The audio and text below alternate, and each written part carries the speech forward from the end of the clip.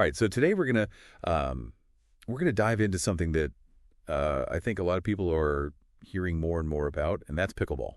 Hmm. And we're seeing it everywhere, and we actually have some data here from Pickleball Minds Tidbits, and we want to really look at sort of the economics of this, and just see how big this thing really could be. Yeah, And for absolutely. those of you listening, we want you to think about what is your serviceable, obtainable market. And we'll talk a little bit more about that as we go. Oh, yeah. But just kind of keep that in the back of your mind. Absolutely. And I think what's so fascinating, just right off the bat, is the scale that's being talked about here. Right. I mean, this document suggests that we could be looking at a global pickleball market that ranges anywhere from $60 billion Right. to potentially $500 billion in the next 5 to 10 years. That's a big range. Yeah, it's a huge range. And I think it's really interesting to think about, like, what are the assumptions that might underpin that $500 billion upper estimate? All right, well, let's dig into where this money is expected to flow. Okay. The insights highlight several key areas where pickleball enthusiasts are spending their money. Uh-huh.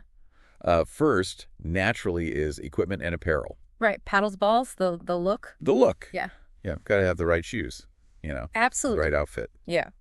And then, of course, as more people get involved, you need places to play. Yes. So courts and facilities become another major driver. Huge. This includes, building new dedicated courts, but also repurposing existing spaces. Right. You can convert tennis courts, basketball courts, things like that. Yeah, I've seen that. Yeah, absolutely. So beyond the essentials, though, the document also points to what they call discretionary spend. Now, what are some of the less obvious things Yeah. that fall into that category? So I think this is where the community aspect really comes in. Yeah. Things like coaching and lessons, Right. social gatherings that kind of revolve around the game, even just, the drinks and meals that people are having together after playing.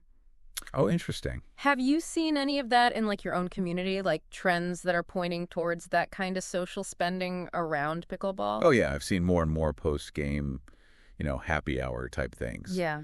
Let's all get together and have some, drinks or appetizers or something like that after we play. Exactly. Yeah. That's great. And then, of course, you have the whole world of events and travel. Right. We're seeing more and more tournaments popping up, pickleball-focused getaways, Oh, yeah, I've seen. which can involve, significant travel costs. Right. So all of that really adds up. So I'm curious about this average annual spend per player, Yeah. because they estimate that it ranges from $1,200 to $10,000.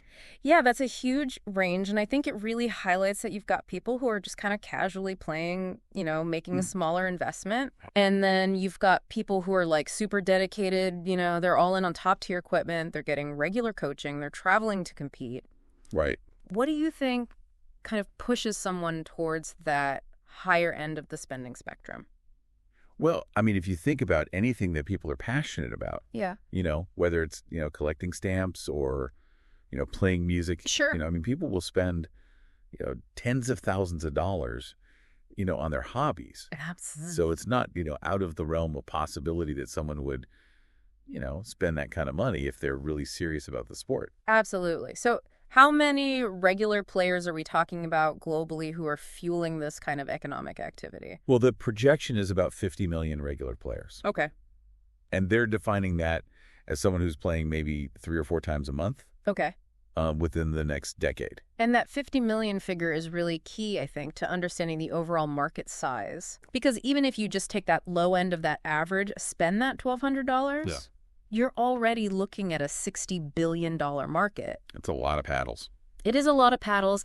And if a significant chunk of those players are spending closer to $10,000, well, then you can start to see how that higher projection starts to feel a little bit more realistic. Right. So who stands to benefit from all of this growth? I mean, it's not just the paddle manufacturers, right? Not at all. There's way more to it. Yeah. I mean, if you're thinking about starting a businis, Yeah, and this could be a really great opportunity. absolutely. If you're a brand looking for a new market, Yeah. I mean, Yeah. really, there's a lot of opportunity here. Yeah, I think the opportunity is really quite broad. Yeah. I mean, whether you're an entrepreneur with a new product idea, a brand looking for a fresh market, someone who operates sports facilities, or even a coach looking to grow their business. Pickleball seems to be creating a lot of potential. Even manufacturers and investors are paying close attention.